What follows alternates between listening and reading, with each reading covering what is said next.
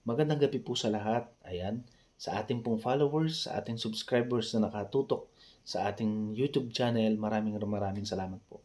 Ayan, ngayon sa video ito pag-uusapan lang po natin at magbibigay po ako ng aking komento kung bakit nga ba maraming mag-aaral ngayon o estudyante na talagang kulelat at hirap na hirap pagdating sa math subject. Ayan, ang ibibigay ko pong komento ngayon ay base sa aking pananaw at obserbasyon.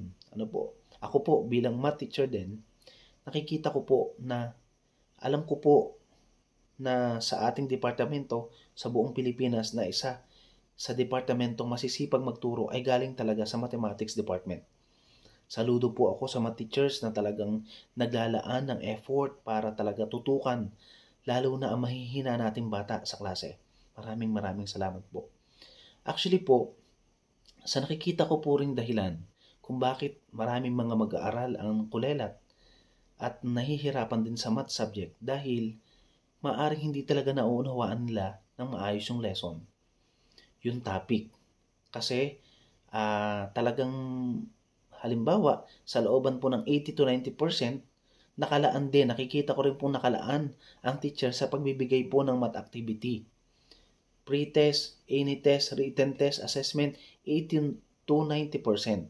At 10% lamang ang kanilang pagtuturo sa classroom. Ano po, 10% lang sila nakatutok. Sa halip kung siya'y babalik na din, na dapat ang teacher, ang math teacher ay nakatutok sa 80 to 90%. 80 to 90% dapat turo lang ng turo ang math teacher.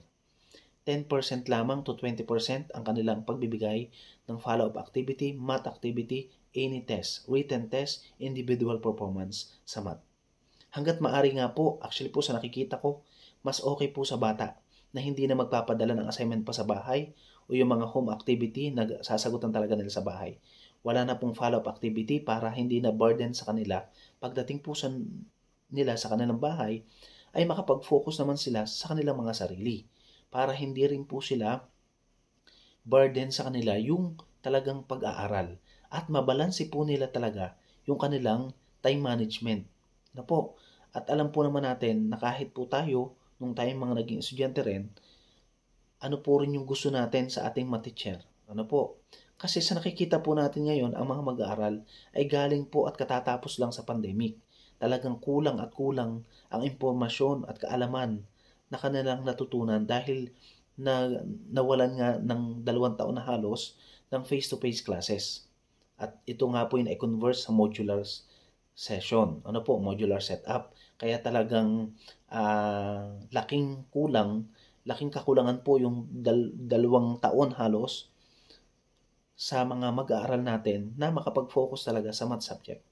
Kaya ang wish ko po at ipinagdarasal ko na talagang ang math teacher ay magtumutok 80 to 90%, uulitin ko po na dapat turo lang ng turo. At 10% lang to 20% lang po dapat ang pagbibigay ng ating math activity, math written test. Ganun po. Sa nakikita ko, babalik po ang husay at galing ng bawat mag-aaral na Pilipino sa mathematics subject. Na po. At actually po, ako bilang math teacher, nakikita ko po din ang kahalagahan ng maayos na sistema at daloy sa pagsasali natin sa susunod na henerasyon na dapat talaga sa atin bilang guro nagmumula ang tama at wastong estratehiya para sila ay matuto. Alam ko po na magkakaiba ng pananaw ang bawat guro sa Pilipinas.